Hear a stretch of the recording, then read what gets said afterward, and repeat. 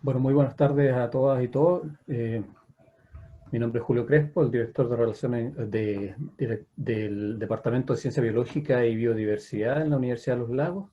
En esta oportunidad tenemos el grato placer de contar con la compañía de Mauricio Lemus Vera, el gerente general en Biosis.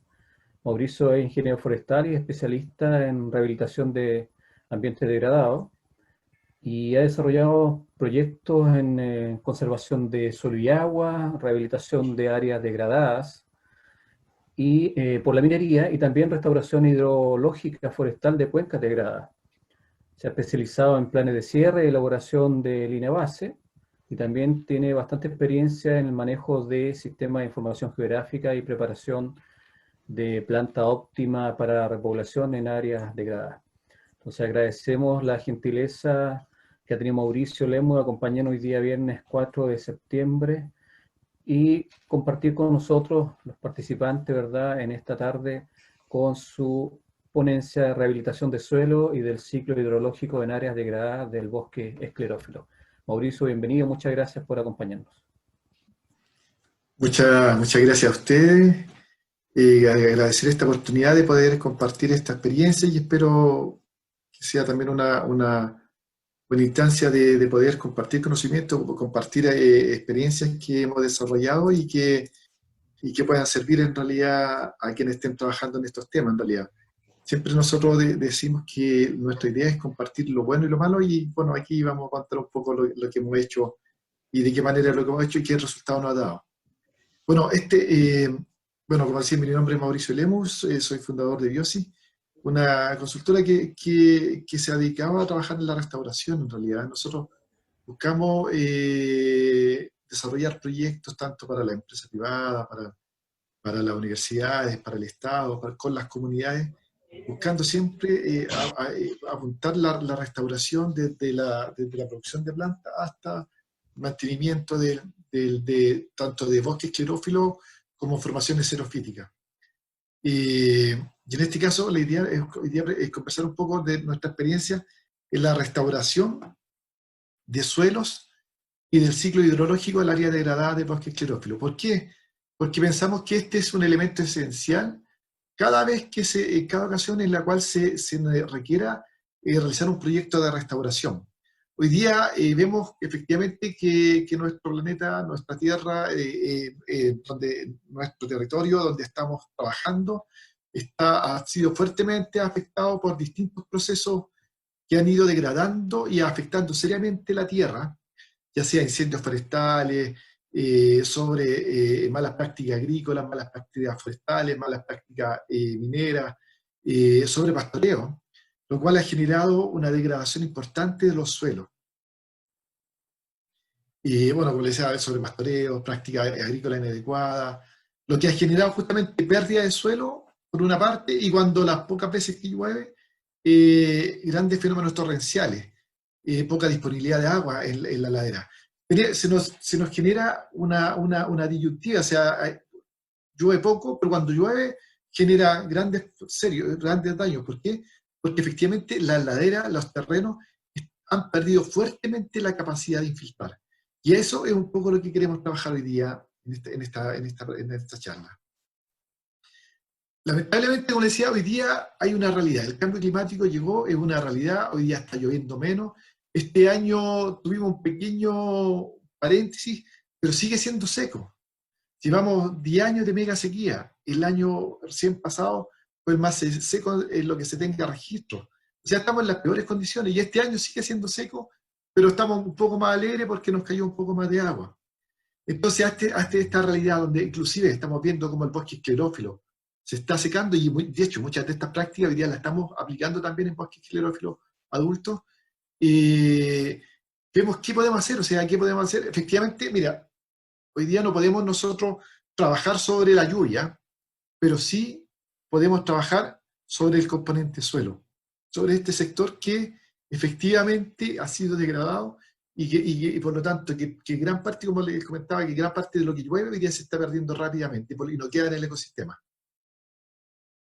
Cuando nos proyectamos, cuando diseñamos un proyecto de restauración, de un bosque esclerófilo, de una formación xerofítica. En términos generales, en nuestros proyectos, tenemos una metodología que no es fija, que no es una receta, que se va adaptando caso a caso, donde vamos definiendo la estrategia de rehabilitación en cada situación, se diseñan y se evalúan las medidas pertinentes, y la idea es hacer un barrido por todas las medidas que están disponibles, y después se determina de qué manera es la mejor de forma técnica, económica y social. ¿Por qué técnica? Porque en realidad efectivamente queremos que la obra que estemos realizando no sea tan solo poner un pequeño hoyo en el terreno, sino que tenga un sentido, tenga una dimensión, apunte a un objetivo que en este caso es maximizar la infiltración.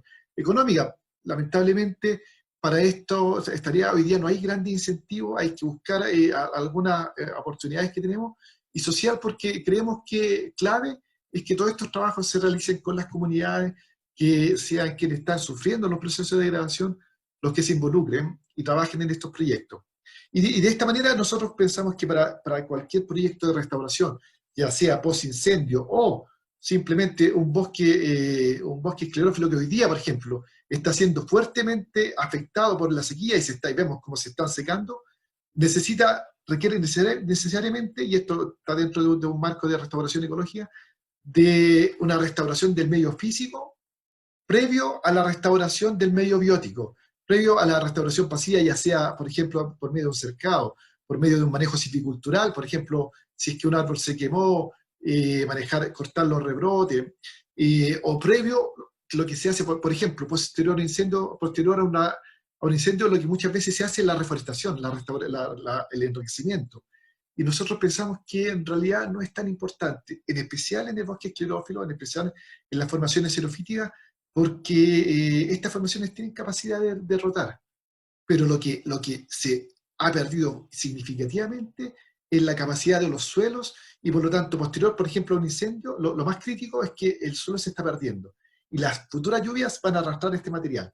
Y por lo tanto pensamos que previo a cualquier forestación, previo a cualquier manejo de la vegetación, es importante tratar el suelo y el ciclo hidrológico finalmente.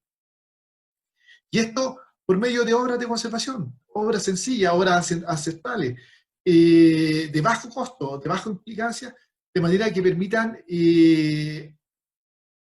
luchar contra luchar contra la desertificación, luchar contra la erosión, luchar contra la pérdida de humedad que tienen los suelos. Y esto justamente, y con estas obras lo que estamos haciendo es restaurar el ciclo hidrológico. ¿Cuál es el problema hoy día? Tenemos que todo lo que llueve, como les decía, o gran parte de lo que llueve, tenemos suelo absolutamente compactado, que han perdido la vegetación, muy erosionado, por lo tanto, la capacidad de infiltrar se ha perdido notablemente.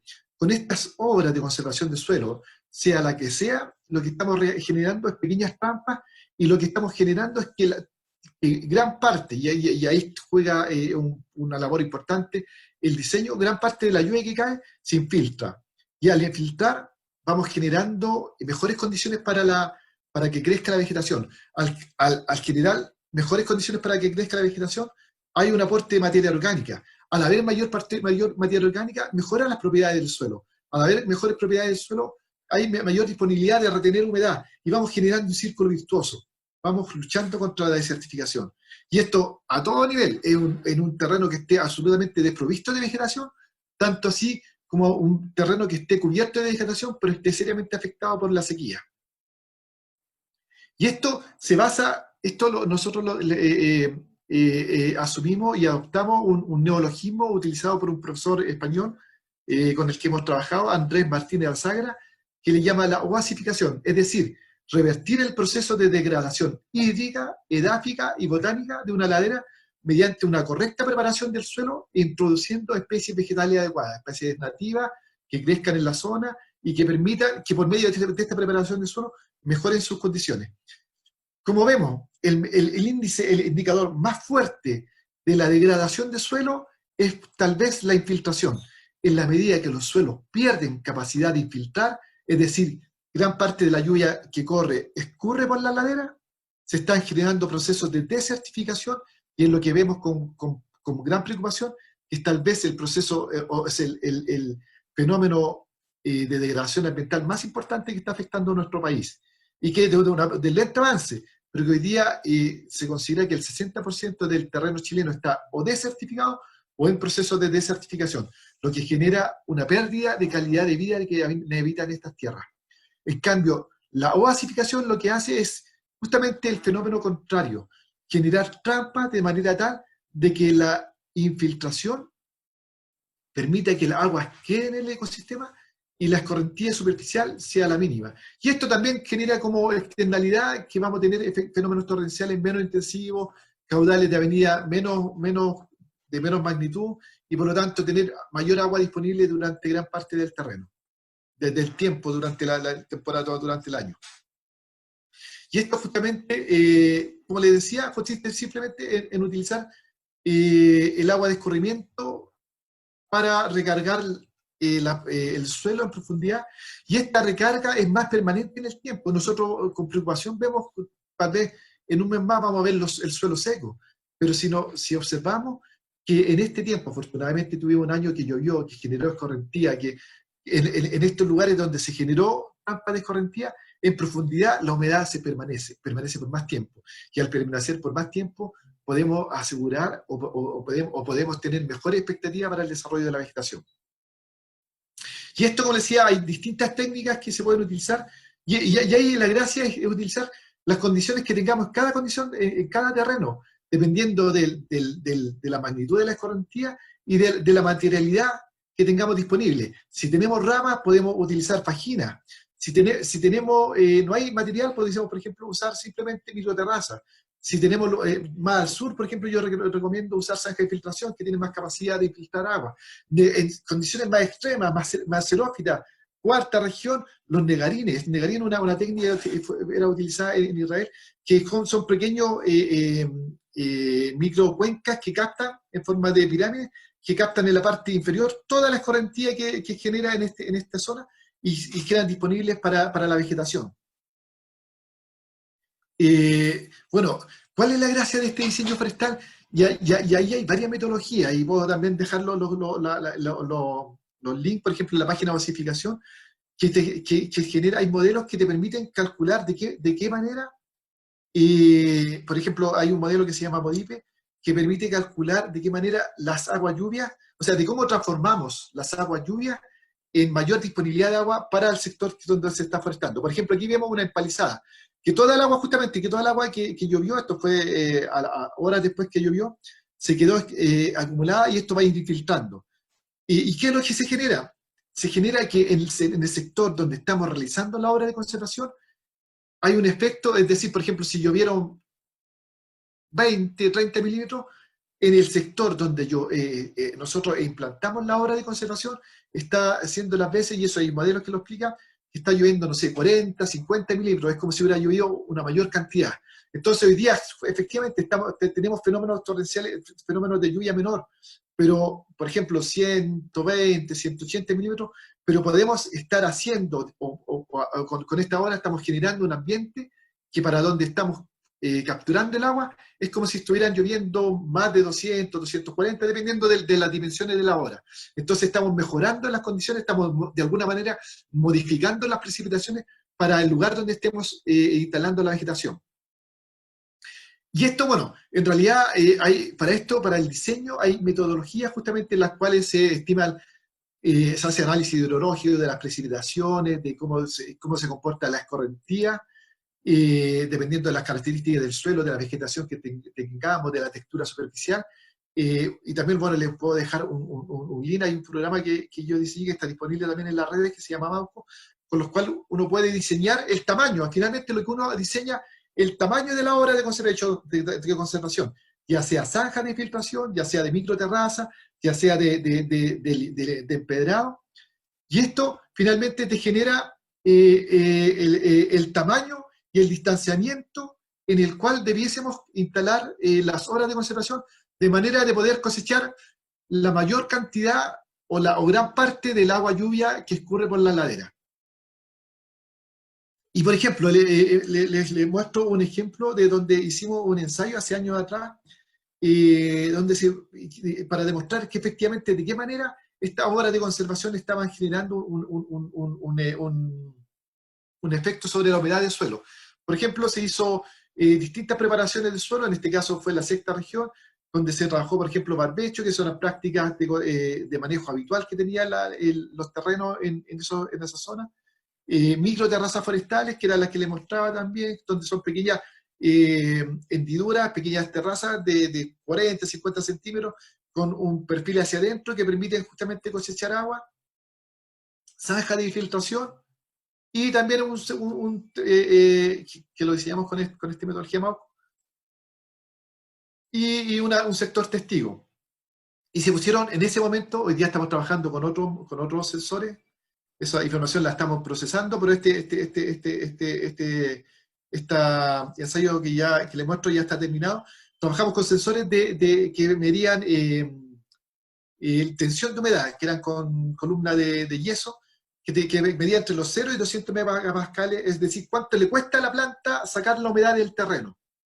¿Y qué es lo que nos demostró? Y ahí, bueno, está el diseño. ¿Qué es lo que nos demostró? Por ejemplo, en este caso, son curvas donde teníamos, bueno, los sensores de humedad a los 30 y a los 60 centímetros. Veíamos que en las condiciones, por ejemplo, del sector control, en enero a finales de diciembre, el sensor de humedad a los 30 centímetros marcaba 200, que ya el sensor ya no seguía marcando, es decir, a la planta le costaba mucho extraer humedad, y a los 60 centímetros, ya en febrero más o menos del año, estaba marcando 0.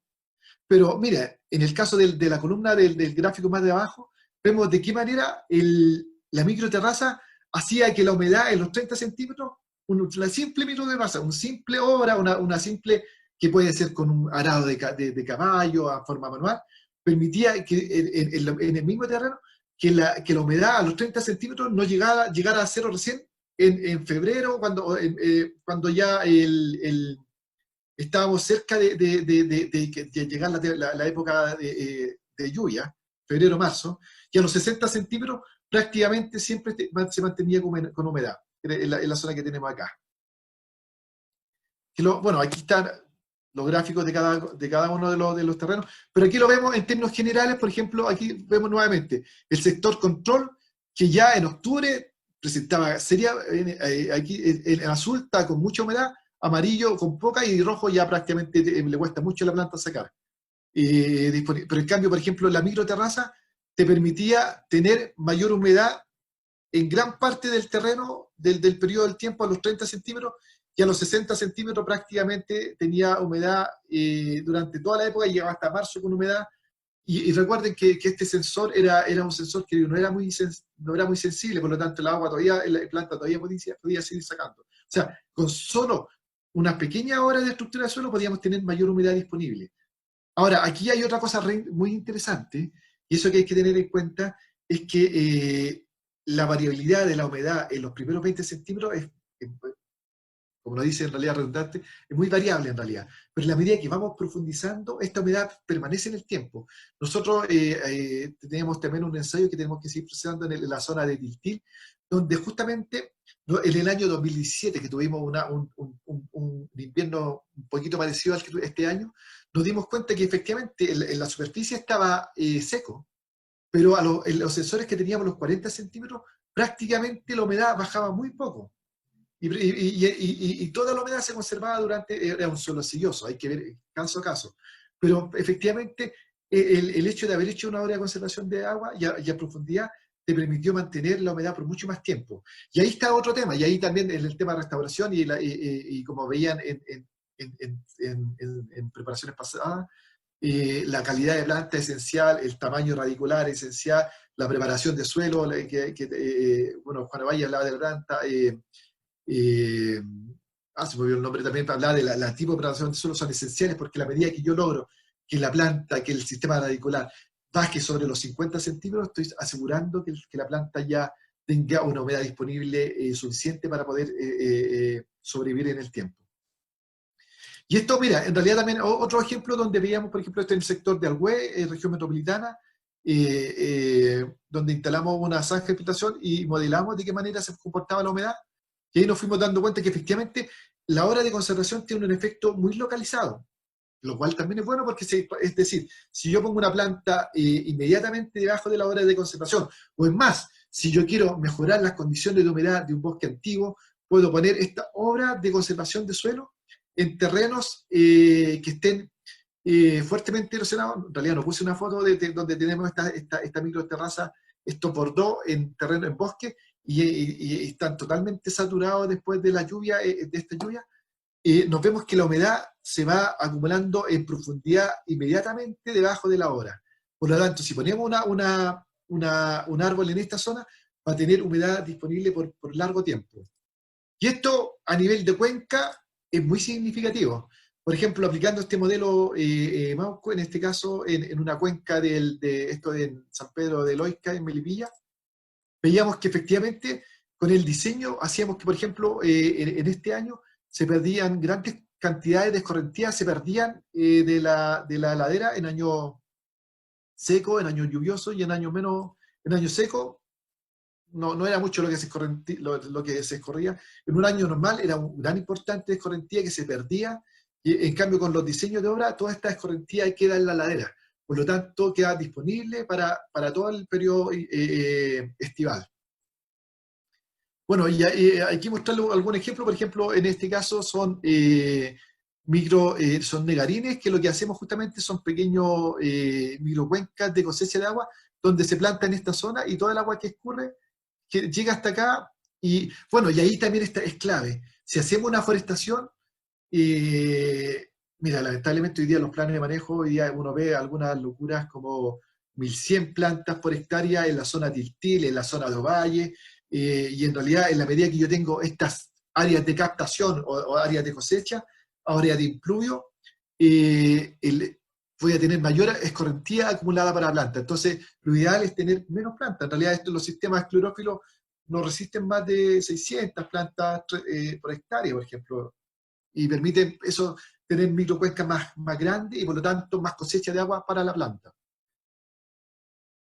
Y ahí está justamente estos sistemas que generan pequeñas microcuencas donde van acumulando agua, y en este caso como ocurren fenómenos torrenciales, lo que le pusimos una pequeña modificación, que la parte baja de la microcuenca la hemos reforzado con bordó de piedra para que el golpe de agua no nos genere daño. Y ahí tenemos un poco como, por ejemplo, en el sector de Ovalle, donde en la parte baja reforzamos con piedra y esto acumula agua, y ahí podemos poner la planta aquí arriba o acá abajo.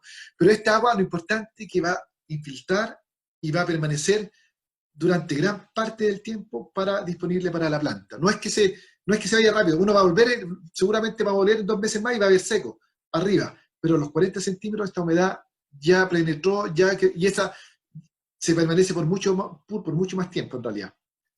En este caso también son bordó de piedra, y por eso hay que usar la materialidad que tengamos terreno en realidad. Si hay abundante piedra, el bordó de piedra da bastante seguridad y nos permite justamente cosechar gran cantidad de agua. Ahora, ponemos estas pequeñas barreras porque la idea es hacerlo a curvas de nivel, pero siempre esto se hace a mano, siempre va a haber movimiento del agua por esta construcción, y la idea es que cuando se mueve el agua se acumule en estas pequeñas estructuras y que es donde pongamos la planta. Y ahí justamente tenemos otra obra, por ejemplo, donde tenemos ramas. Después de un incendio forestal, tenemos una cantidad de material quemado, y yo digo siempre, lo primero que hay que hacer es cortar el material quemado, disponerlo en terreno, y disponerlo al terreno, y mucho de lo que se quemó va a tener la capacidad de rebrotar. Pero lo importante es que si nosotros podemos manejar esta vegetación, manejar lo quemado, podemos mejorar las condiciones de humedad, cosa que para las siguientes temporadas no se pierda suelo, no se pierda agua, y tengamos mejor disponibilidad de crecimiento para la planta. Y hay algunos ejemplos que hemos proyectos desarrollados, como les decía, en Ovalle, que tenemos negarines, bordó de piedra, y mira, en realidad la primera temporada nos damos cuenta que rápidamente en estos sectores son donde más crece la vegetación. ¿Por qué? Porque hay mayor humedad, si no tiene ninguna... por ejemplo, en Cerro Chiquén, que fue un afectado, el sector de aquí de la región metropolitana, en la Florida, un sector fuertemente afectado por la vegetación, y hoy día, bueno, voy a tener que renovar esta foto, pero aquí ya es un bosque, afortunadamente esto fue el año 2016, y ya está cruzándose las copas, son árboles que tienen 2 o 3 metros, y que está bastante establecido. Y aquí tenemos, justamente utilizamos también a modo de ensayo para ir viendo qué es lo que más sirve en realidad, porque tenemos, por ejemplo, cuando tenemos grandes pendientes, grandes correntías de tierra, la microterraza de repente puede sufrir daño. Por lo tanto, es mejor reforzarlo, por ejemplo, con sacos de, esto es con malla Ratchet. Yo creo que vamos a tratar de probar con otro material que sea más biodegradable, o también, por ejemplo, proteger zonas erosionadas. Como le contaba, en zonas afectadas por incendio, la rama es bastante disponible y la podemos utilizar. Esto fue en Valparaíso, también una zona afectada por como digo, teníamos bastantes ramas, entonces se utilizaron las ramas, saco, y tenemos hoy día, bueno, esto de lo que pre-incendio, post-incendio, tenemos unas condiciones bastante favorables, y tenemos que seguir estudiando para ir viendo qué fue lo que resultó mejor y qué dio mejores resultados, en realidad. Aquí también, siempre cuando restauramos, hay que ver un tema de un componente social, donde nos estamos enfrentando. Si estamos en un sector que hay fuertemente ganado caprino, vamos a tener que tener presente que las especies que pongamos tienen que ser poco palatables, porque si no, nos van a soltar los animales y van a comerse las plantas que tengamos que hayamos dispuesto en el terreno. Y bueno, finalmente mostrarle también lo que estamos haciendo en Tiltil, que también ya tenemos 2 años, donde tenemos son 140 hectáreas, donde estamos trabajando con negarines, con microterrazas, o sea, son obras que nosotros pensamos que se pueden hacer a escala humana con la gente y que genera un impacto también positivo a nivel social. Entonces yo creo que también eso es importante, porque todos estos trabajos se pueden trabajar con voluntarios, con gente que quiera trabajar, o lo puede ser perfectamente un pequeño propietario que quiere mejorar las condiciones de su terreno. No requiere una gran inversión, simplemente requiere una pala, el material que tenga disponible, y generar un impacto positivo. Yo creo que, bueno, es importante que todos estos proyectos estén alineados al objetivo de desarrollo sostenible, que estén alineados, que se involucren las comunidades, que generen alianzas. Yo creo que esto es muy importante. Hoy día esto nos ha permitido trabajar con las universidades, con las redes. Nosotros somos una consultora, pero estamos dispuestos también a apoyar a las comunidades. Entonces yo creo que es clave un poco aunar esfuerzos para lograr objetivos en comunes. Y bueno, eso es un poco lo que nosotros podemos contarles y dispuestos a poder compartir. Y bueno, invitarles también para conocer y ver todas estas experiencias que estamos desarrollando. Bueno, por ejemplo, ahí arriba también sale una en Quebrada de Plata, en Maipú, y hay otras tantas más que podemos compartir con ustedes. Buenísimo, muchas gracias, Mauricio, de verdad, buenísima la presentación. No sé si existen algunas preguntas del público que quisieran hacer.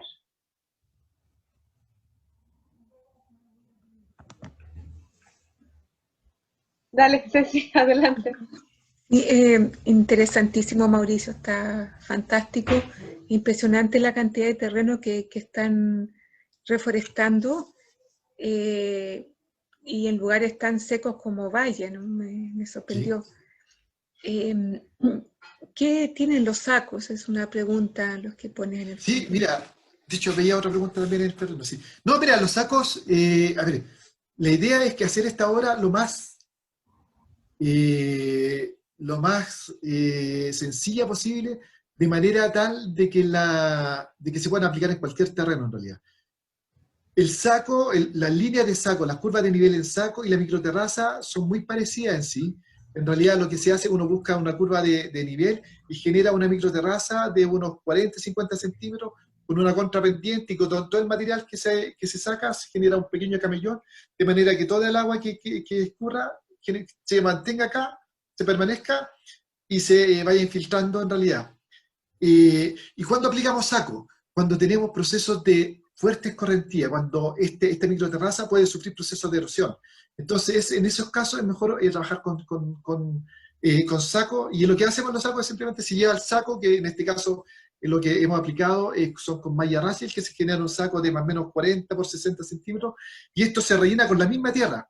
La misma tierra que uno hace la microterraza, rellena el saco y lo dispone y lo va poniendo traslapado unos 10 centímetros uno sobre otro, y lo va disponiendo en el terreno. Es decir, la persona, si es que estamos, por ejemplo, restaurando un área afectada por incendio en la parte alta de un cerro y que sufre más fuertemente proceso erosivo, yo subo con los sacos vacíos y utilizo el mismo material que está, no tengo que llevar nada adicional. Ahora, una técnica que también se puede utilizar es que si es que uno tiene semillas, llenarlo con semilla, porque este sector también se mantiene más estable y puede generar una semilla de maleza, semilla de maleza entre comillas, maleza de pasto, de vegetación que uno podría disponer para que crezcan estos sacos.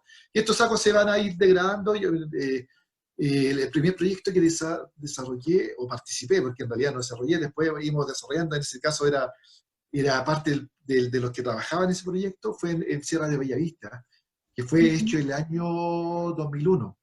Yo fui a verlo hace unos 4 o 5 años y prácticamente la malla se mimetizaba. Entonces uno de repente encontraba algunos lugares que estaba la malla, quedaban algunos rasgos, y había desaparecido, ya se había incorporado, y el sistema está totalmente estabilizado. Entonces, lo que hace el saco da mayor estabilidad, y se rellena con la misma tierra que uno saca en el sector. Buenísimo. Sí, tengo otra pregunta. ¿Con qué especies están plantando en Ovalle, en Tiltil, en este Cerro de la Florida? Mira, nosotros hasta la actual tenemos que hacer un nuevo inventario, porque creo que hemos trabajado alrededor de 300 hectáreas, y va dependiendo de con quién trabajemos en realidad. Y eso, mira, yo los otros días conversamos y como estrategias para restaurar el bosque esclerófilo. Yo decía, va a pasar tiempo donde se generen políticas, donde se generen normas. Hoy día, lamentablemente, la bonificación para obras de conservación en el norte no existe. Lamentablemente estaba el decreto ley 701, que estaba asociado a plantaciones, que bonificaba obras de conservación, ya no está bonificada. Entonces no hay mucho en realidad. Entonces, ¿qué es lo que estamos haciendo? Es usar cada herramienta disponible, aplicamos distintas técnicas. Por ejemplo, planes de manejo. Ahí cuando alguna empresa corta alguna área, por ejemplo una fotovoltaica, que en este caso fue Tiltil, cortó un bosque de espino, y tenía también ejemplares de guayacán y algarrobo. Entonces, la forestación está principalmente con especies con espino, guayacán, algarrobo, quillay, litre. Y ahí nos enmarcamos de otro plan de manejo. Entonces tratamos de que el plan de manejo, que es simplemente poner a planta, nosotros para cumplir un plan cuando nos contratan, es simplemente cumplir, mantenerlo vivo, con un riego muchas veces artificial. Nosotros nos regamos de forma artificial, o tratamos que no, y lo entregamos de manera sustentable, y ahí nos acotamos a lo que diga el plan de manejo, siempre nativo como principal. Y en otros proyectos, por ejemplo, más al norte, estamos trabajando, hay distintos proyectos, desde rescate y relocación de cactácea, donde con copado, con sandillones, con gatitos y otras especies más, y también con especies, propias de la zona, litre, seguimos con los guayacanes también, espino, algarrobo. Y en otros proyectos, tales, por ejemplo, en Casablanca estamos haciendo un proyecto de restauración para el Ministerio del Medio Ambiente, y ahí justamente la restauración, ahí sí que tenemos toda la libertad. Ahí estamos trabajando con especies arbustivas como especies arbóreas, desde quillay, molle, hasta quilo y otras especies de menor tamaño en realidad. En Valparaíso también trabajamos con especies tales como la cortaderia araucana, que es muy buen estabilizador de taludes. Muchas veces la restauración son con fuertes pendientes. Cortaderia araucana, con quilo, con ñipa, dependiendo del proyecto. Mira, la ideal es que sea lo más diverso. Desde uno como forestal, hace años uno en realidad tendía a mirar solo para arriba en realidad, y con el tiempo uno aprendió a mirar hacia abajo y a mirar los arbustos, y a estudiar la especie herbácea, y hoy día las cactáceas en realidad. Y hoy día lo ideal es usarlas todas. Mira, hay cosas que queremos hacer que no las hemos hecho todavía, y que por lo menos lo estamos planteando. Por ejemplo, en zonas de incendios forestales, queremos también generar, por ejemplo, pequeños cordones verdes. Uno de los problemas es que en la restauración de áreas afectadas por incendio, por ejemplo en Valparaíso, que si tú dejas lo que nos dice la gente del cerro, la gente que trabaja allá, que si se dejan áreas despejadas, se las toman. Y un gran problema, porque finalmente la interfaz urbano-forestal se va juntando, no queda este espacio. Y una de las fórmulas, y uno ve, en realidad nos tocó trabajar donde prácticamente eran palafitos en quebrada, es generar, son ideas que no las hemos realizado, pero generar cordones, cortinas verdes, y ricas, por ejemplo, en especies cactáceas, justamente de lenta proceso de quema, se me olvidó la palabra, de manera de generar un retraso. Entonces hay que jugar con la idea con toda la especie. Muy interesante, muy completo. Gracias. Alguien preguntaba por ahí de los negarines. Efectivamente, el negarín es una obra de conservación que se utilizaba, fuertemente utilizada en Israel, que lo que hace justamente es cosechar fuertemente el agua en la parte de abajo, y efectivamente puede generar procesos de escorrentía, de arrastre material. Y nosotros le pusimos una modificación al negarín tradicional que uno ve, que es justamente, y como lo hicimos, esto lo estamos haciendo fuertemente en la cuarta región, porque en la cuarta región llueve muy poco, pero cuando llueve son lluvias intensas. Entonces en la parte baja, en la parte del camellón, donde está la planta, hacemos un pequeño murete de piedra, cosa que la planta y justamente hemos tenido, justamente llega acá, se sobresatura y el agua se pasa, pero pasa por arriba de las piedras. Si fuera sola tierra, lo más probable es que lo erosione. Pero como nos ha tocado años, entre comillas, lluvioso, el agua pasa por arriba y después se va cosechando en los lugares de abajo. Entonces, un negarín sí, el negarín lo pondría en condiciones más norte. Negarines en la cuarta región, zanja de infiltración de la sexta hacia allá, microterraza es un poco más general en el microterraza, bordo de piedra, en toda la zona de transición, cuarta, quinta región, fajina, en lugares que tengamos fuertemente incendios, líneas de saco, lugares donde tengamos fuerte proceso erosivo y nos cueste llegar con material. En realidad hay que ir viendo caso a caso. Buenas. Yo soy Carlos García de Perú. ¿Cómo estás? Muy bien, Carlos, mucho gusto. Justo hace un momento estuve conversando con el equipo que está organizando el evento. Bueno, acá en Perú mi empresa se encarga de todo lo que es restauración ambiental, ¿no? Principalmente en el sector minero. Y bueno, uno de los grandes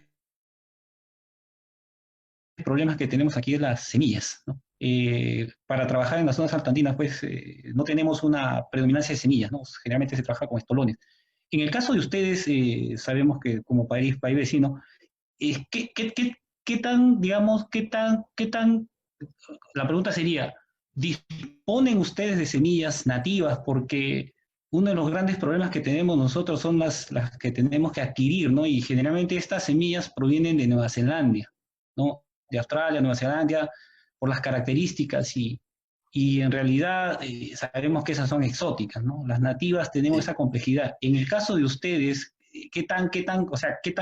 ¿cómo manejarían estos temas o si tienen alguna sugerencia, ¿no? Porque es importante para nosotros principalmente en los cierres de minas.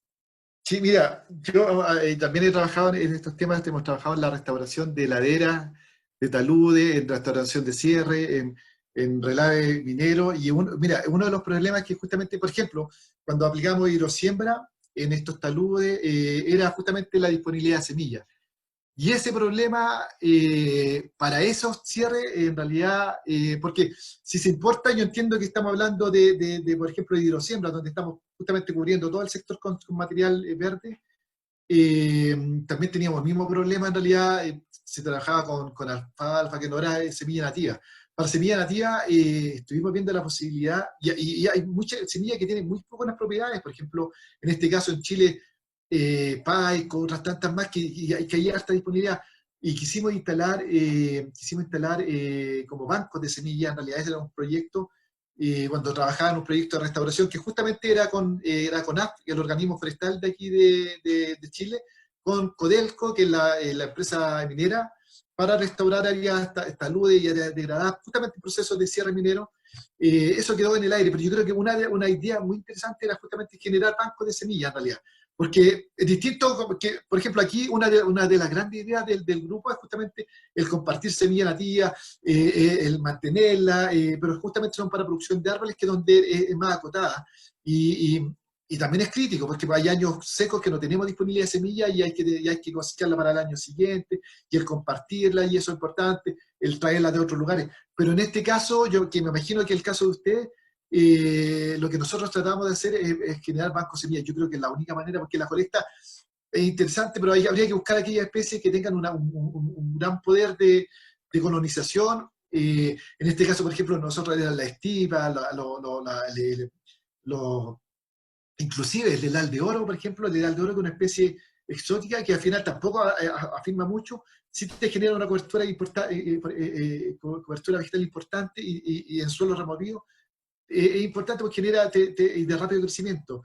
el país, como le contaba también, y el sistema regular es muy importante, pero yo creo que lo ideal en este caso es generar pequeños bancos semillas. Ahora, todo depende del terreno también, o sea, si estamos en condiciones de el sector minero, lamentablemente, hay muchas veces que el entorno está totalmente degradado, y ahí hay que traer la semilla y hay que hacer un trabajo por lo menos 2, 3, 4, 5 años de manera a restaurar. Pero hay otros sectores donde el entorno efectivamente está lleno de vegetal, y basta justamente con esta obra de conservación de suelo, con alguna revegetación preliminar, y esta obra de conservación de suelo te van generando, y si es más, le incorporamos enmiendas orgánicas, te van generando un medio adecuado que con el tiempo, en realidad yo hemos trabajado, por ejemplo, en taludes, de que con el tiempo lo que nosotros pusimos es el 20%, y lo que cayó por aporte de los mismos animales, por ejemplo, es lo que más ha generado con las pecas, traen semillas, la mayor vegetación que ha regenerado de forma natural. Pero eso siempre cuando las condiciones del entorno sean adecuadas. Hay condiciones, por ejemplo, como el caso extremo, no sé, alrededor de una fundición, que hay que traer toda la vegetación porque la fundición, caletones, 100 años de degradación, ha degradado todo el medio ambiente. Así que ahí hay que, yo creo que banco semilla o mientras tanto. O mientras tanto, pero banco semilla para 1, 2, 3 años más tener este stock. Sí, es correcto. En realidad, nos sucede mucho. Nosotros trabajamos en diferentes ámbitos. Justo conversaba hace un momento, la columna vertebral de la cordillera pasa por todo el Perú, y realmente nuestros sistemas ecosistemáticos son totalmente diferentes, ¿no? Hay regiones Sí. donde son muy desérticas y en realidad es imposible colocar alguna semilla. Hay desierto de andino, ¿no? Y bueno, hay lugares también donde se propicia y ¿cómo se llama? Y hace que la vegetación. Lo que ocurre es que, lastimosamente, nuestra ley es la que hace digamos, esta actividad forzosa, ¿no? Hacer una restauración y una revegetación. Y a veces es medio complicado convencer a la autoridad que eso es imposible en algunos lugares. Pero igual, la sugerencia es buena, y nosotros vamos a tomar en cuenta no solamente tu recomendación, sino también todo lo que hemos podido entender en la presentación. Gracias. Sí, mira, y podemos compartir, mira, y a todo, en realidad nos concentramos en esto, nosotros también tenemos experiencia en restauración de áreas mineras, entonces toda esa información también la podemos compartir, y todo lo que tenemos, y en realidad tenemos nuestra página biosis.cl, ahí tenemos correo, y ahí hay hartas cosas que se pueden descargar, en realidad.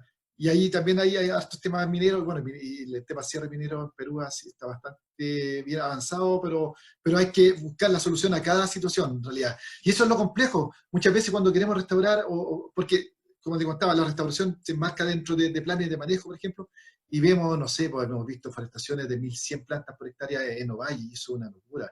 Y muchas veces con formaciones higrófilas en zonas que son absolutamente xerófilas, entonces hay que adaptarse a las condiciones. Pero yo creo que la gracia también de esto es que esta metodología se puede aplicar donde hay bosque, o sea, ni siquiera restaurar, sino que para restaurar el bosque que se está secando, en realidad.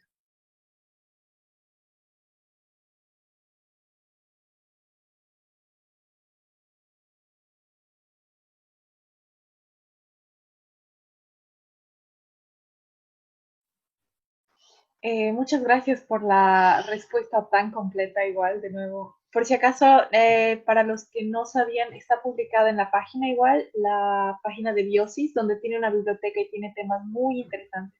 Hay guías en las que pueden utilizar también, así que los invito a ir a su biblioteca, es bastante buena. Sí. No sé si alguien más tiene una pregunta o una consulta que quiera hacer. Sí, Rafael tenía otra pregunta que quedó sin contestar, me parece. O quizás, ¿cuál es la página web? Dice, para realizar el cálculo de cada cuántos metros se deben colocar estas terrazas. Sí, mira, hay una muy buena, de hecho también está en un programa nuestro, y yo probablemente, que se llama Oasificación, la voy a poner también, oasificación.com, que es ahí está el modelo Modipe. Y ahí también, Carlos, veo que pregunta también si se puede utilizar maquinaria. Efectivamente, mira, en realidad es que todo depende de las condiciones del terreno, en realidad. Si son terrenos despejados, se podría perfectamente utilizar un arado de caballo, por ejemplo, si el suelo está un poquito húmedo, perfectamente con un arado de caballo de doble vuelta y después a manual se podría mejorar. Una subsolado, en casos más extremos, en realidad también es factible de aplicar. Pero muchas veces justamente estamos insertos en un área donde hay mucha vegetación y esto es más difícil. Y bueno, y ahí te pueden hacer otra estructura, microterraza o un semejante solo portón de piedra en forma circular, que son pequeñas tazas, por así decirlo, en forma de media luna, que lo que hacen es que ojalá sea del mayor tamaño y que toda el agua que caiga también se disponga para la planta. O sea, hay distintas metodologías que se pueden ir utilizando.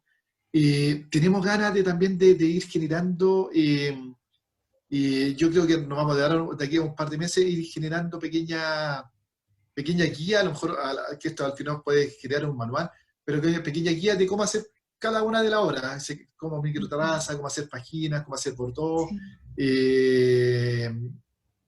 con una guía práctica, en realidad, y con experiencia. Bueno, y también invitarlos, ¿no? En realidad, a visitar nuestra página, pero si alguien quiere conocer lo bueno y lo malo que hemos hecho, tenemos trabajos desde la cuarta hasta la sexta, y al que le quede más cerca nos podemos juntar, felices de mostrarles lo bueno y lo malo, los éxitos y las cosas que hay que ir mejorando en realidad. Yo tengo una pregunta también, otra. Dijiste al final de la respuesta, Carlos, que también se podían usar estos sistemas para restaurar el bosque que se está secando. ¿A qué te refieres específicamente? Mira, no, hoy día, por ejemplo, estamos trabajando en y de hecho se está viendo también como pago por servicio ambiental. Por ejemplo, hoy día hay un proyecto que le financió la PNUD a la comunidad de Alhué, dentro del marco de adaptación al bosque, al cambio climático. ¿Y qué es lo que se está haciendo? En realidad, y también se puede hacer, esto tiene con la preparación de suelo y tiene también otras técnicas que tienen que ver con el manejo silvicultural. De hecho, también hay hoy día también planes de manejo de ordenación, planes bajo el criterio de ordenamiento territorial, que lo que se hace es justamente es que en estos bosques que están, que efectivamente, mira, yo siempre digo, en realidad, hoy día efectivamente hay dos elementos críticos. Ha disminuido fuertemente la cantidad de precipitaciones, pero también ha disminuido fuertemente la capacidad de infiltrar de los suelos. Las precipitaciones, hay poco que podemos hacer, pero la capacidad de infiltrar de los suelos sí lo podemos mejorar. Entonces, ¿qué es lo que se puede hacer en estas cosas? Entonces, lo que se está buscando es, por medio de estos proyectos, y a lo mejor es un poco de lo que, a lo que apuntaría muchas veces las compensaciones, es a lo mejor ya no tanto forestar, que también yo creo que es importante, sino que a tratar de salvar los bosques que están sufriendo fuertemente con la sequía. Y lo que se hace con esto es hacer estas horas de conservación en bosques que están estresados, y de manera tal de que todas las economías justamente se cosechen, y hacer lo que estamos haciendo es no puse pero también hemos puesto algunas fotos en nuestras redes y lo podemos seguir compartiendo. Ponemos esta obra, estos negarines, estos limanes, pendiente arriba de los ejemplares que están sufriendo estos procesos de sequía, y en general generamos un efecto que cosechamos agua para la planta, y estamos cosechando agua porque toda el agua de la ladera justamente que está quedando en la ladera y que no está escurriendo la ladera abajo. De hecho, tenemos una foto bien impactante en ese sentido, que hicimos tremendos negarines que hoy día están absolutamente compactados. O sea, que fue en la zona de Alhué, un bosque que está degradado, que toda la erosión fueron cosechados en estos pequeños limanes de piedra, y se arrastró, y hoy día están totalmente saturados, y quedó la planta ahí abajo. Pero eso se perdía, y entonces hoy día toda esa agua queda disponible. Ahora, eso tiene que sumarse con aspectos como, por ejemplo, como el manejo silvicultural. Por ejemplo, muchos de estos bosques que se están secando han sufrido fuertemente incendios. ¿Y cuál es el problema? Que tienen una gran cantidad de rebrotes, y lo que uno hace es hacer una poda de manera tal de podar, pero dejar del mismo ejemplar, que tiene varios vástagos, dejar los que están más vigorosos, y eso significa, y eso, hay estudios, por ejemplo, de Pablo Cruz, de la gente de IEF Montaña, en la quinta región, donde han demostrado que esos bosques son mucho más resilientes a la sequía que bosques que no han tenido manejo. Entonces lo que se hace es se saca el material y se dejan los vástagos disponibles, porque esta situación de la formación que tienen los bosques tiene muchas veces a procesos de degradación que vienen desde antes, en realidad. Entonces, por ejemplo, bosques afectados por incendios forestales, como se secó el tronco, han salido rebrotes, y son, no sé, 50, 60 rebrotes, y lo ideal es dejar, no sé, pues los que ya han tenido un mejor desarrollo, cosa que las raíces sustenten menos parte aérea en realidad. No toda la masa, y al final vamos a tener el mismo bosque con la misma cobertura, pero concentrado en los que están teniendo más expectativa de vida. Son medidas, mira, en esos temas estamos recién partiendo, hay una experiencia que ya realizamos en la zona de Alhué, de la Villa Alhué, y que estamos hoy día realizando, y que hoy día inclusive en la comunidad, y que también se está apuntando por ahí, que como medida de aumentar, por ejemplo, como medida de compensaciones por emisiones, también pueden ser estas medidas que van bajando las emisiones, porque lo que estamos haciendo es recuperar un bosque que se estaba perdiendo. Entonces, de alguna manera, a lo mejor no estamos poniendo un bosque nuevo, pero estamos recuperando un bosque que se estaba perdiendo. Es una de las fórmulas que se pueden, que podrían bonificarse tal vez en un futuro cercano. Gracias.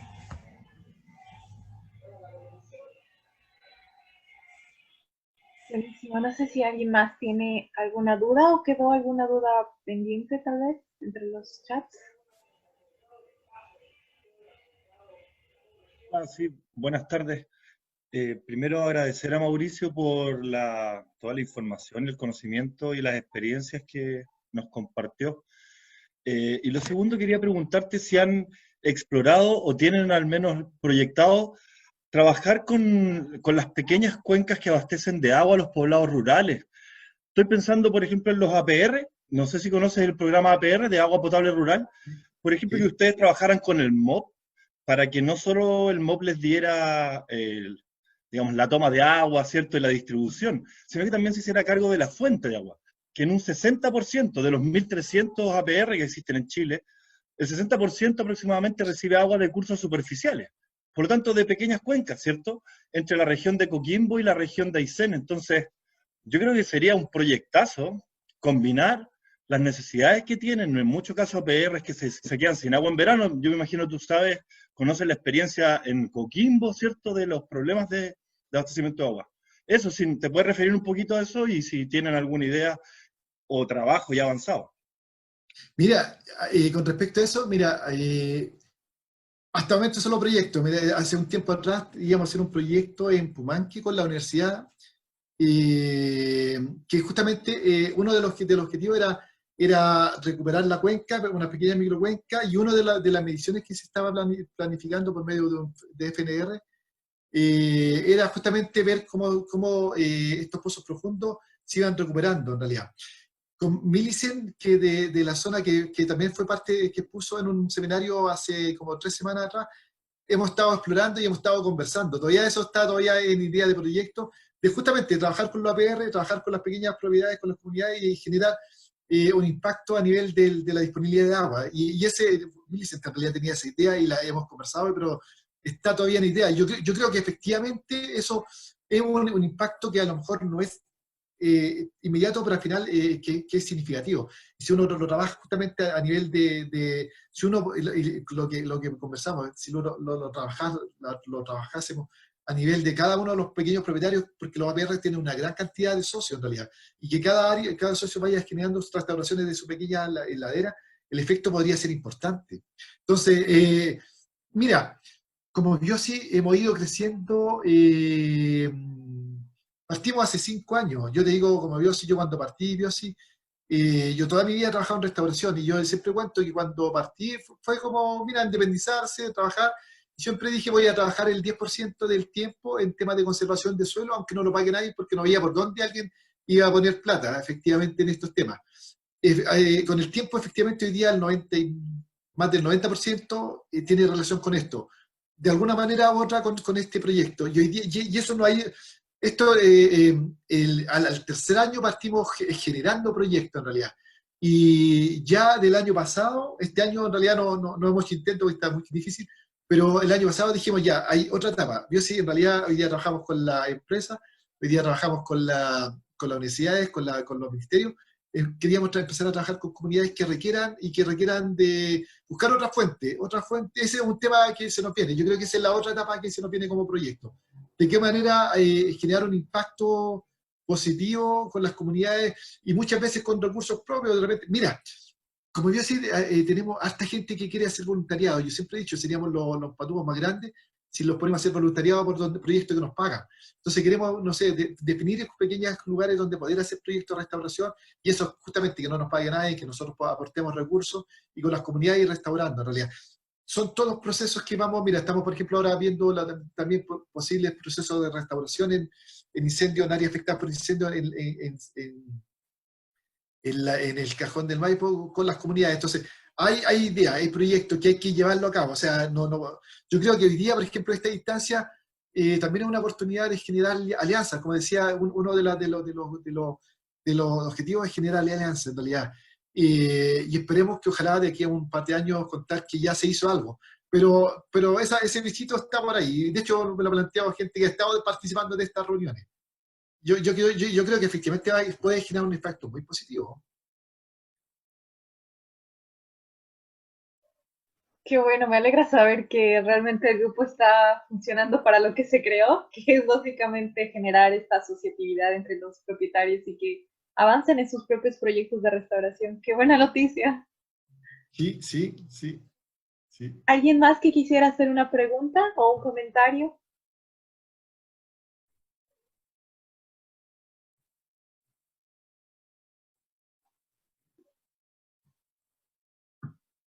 Bueno, impactados todos.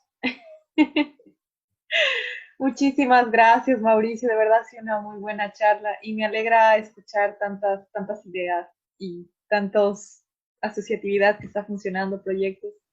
Y gracias a todos los que han venido aquí a la charla. Se les agradece. La siguiente semana vamos a estar con otra charla también y los detalles están en la página. Sí, la charla va a estar grabada en la página, alguien preguntaba si va a estar disponible. Ha sido una tremenda charla, Mauricio, y el entusiasmo que tú tienes lo transmites y eso es fantástico. Ojalá, no sé, se entusiasme más gente en las técnicas que has enseñado porque se ve que dan resultados. Y que son prácticas. Sí, mira, y reitero agradecerle a ustedes por la invitación y reitero toda la disponibilidad de apoyar, toda la disponibilidad de compartir la experiencia. La única manera de crecer es compartiendo en realidad lo bueno y lo malo y haciendo más cosas más nuevas. Si en realidad uno se enclaustra en lo que uno sabe y no lo comparte con nadie, uno no va a crecer. Así que toda la disponibilidad a quien quiera, súper abierto en compartir. Y bueno, en realidad, como le contaba, estamos contentos de todo lo que hemos hecho, pero es nada versus lo que la gran desafío que tenemos. O sea, es un pequeño grano de arena dentro de un tremendo desafío que sí que hay que unirse. Tenemos que ser mucho más trabajando en esto para generar un impacto. Precisamente. Muchas gracias, Mauricio. Muchas gracias a todos los que vinieron. Espero que tengan una linda tarde, de lo que queda, buen fin de semana. Que les vaya bien. Gracias por asistir. Muchas gracias. Gracias, Mauricio. Muchas Un gracias. abrazo. Gracias, muchas gracias. Y gracias a todos los que estuvieron. Ceci, nos vemos. Adriana, gracias. Gracias. Chao. Chao. Chao, buenas tardes.